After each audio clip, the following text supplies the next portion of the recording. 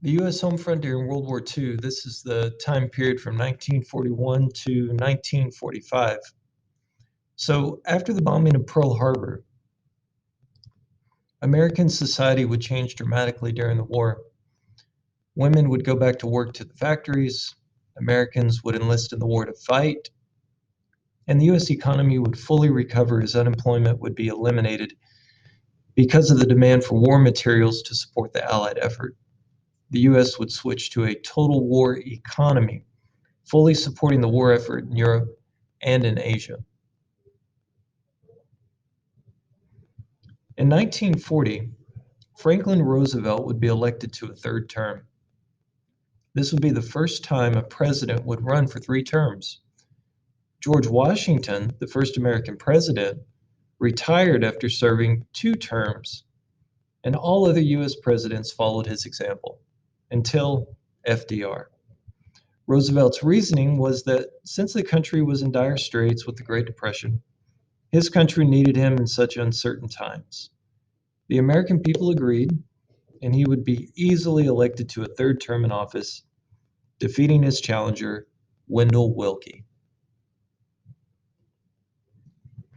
After the bombing of Pearl Harbor, the American public were terrified that the Japanese would attack the U.S. mainland, especially California. Americans became suspicious of Japanese Americans, thinking they could possibly be spies and were sending out signals to Japanese submarines, and that they might be helping Japan plan another surprise attack on California this time.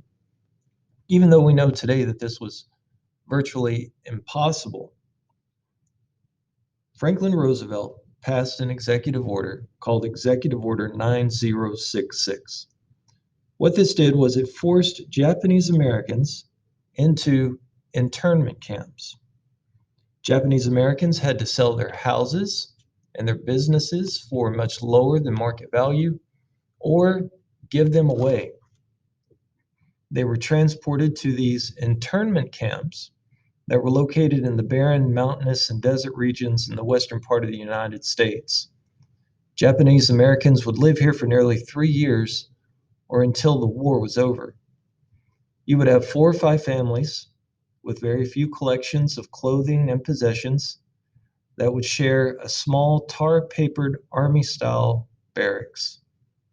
A Japanese American named Fred Korematsu was convicted for refusing to follow this Executive Order 9066.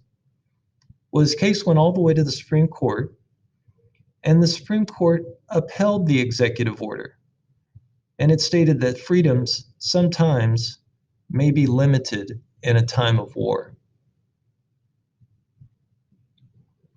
So, like before World War I, the US military was lacking soldiers to fight in the war.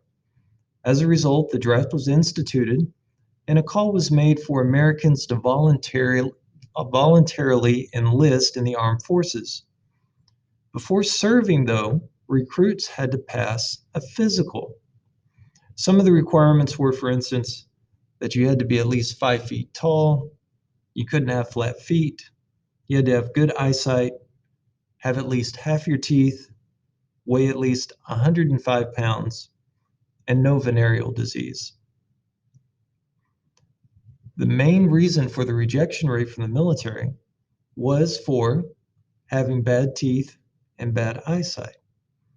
And the overall rejection rate at this time for soldiers was 50%. And this was because healthcare was not widely available and malnutrition was common. So much like World War I, U.S. citizens were once again asked to ration food and fuel, grow their own gardens, known as victory gardens, so troops would have enough food on the front lines, and also to support the war effort by buying war bonds. During this time, the Office of War Information was used to promote wartime propaganda in an effort to encourage participation and support of the war. Hollywood would also help with this effort. An actor that you see here is Ronald Reagan. Here's the young Ronald Reagan. And here's the older Ronald Reagan. Reagan would appear in movies, and one of the movies was called The Rear Gunner. Reagan himself also tried to enlist in the war, but failed the physical because of poor eyesight. Reagan would later on become the governor of California and also the 40th president of the United States. World War II would also see women returning to the factories and doing the jobs that were once only filled by men. They worked in ammunition factories, they helped build ships and aircraft, and were welders. Rosie the Riveter was a popular poster at the time, encouraging women to join the workforce and help with the war effort. Women would enjoy their new sense of independence in working outside the home, and many of them earned a paycheck for the very first time.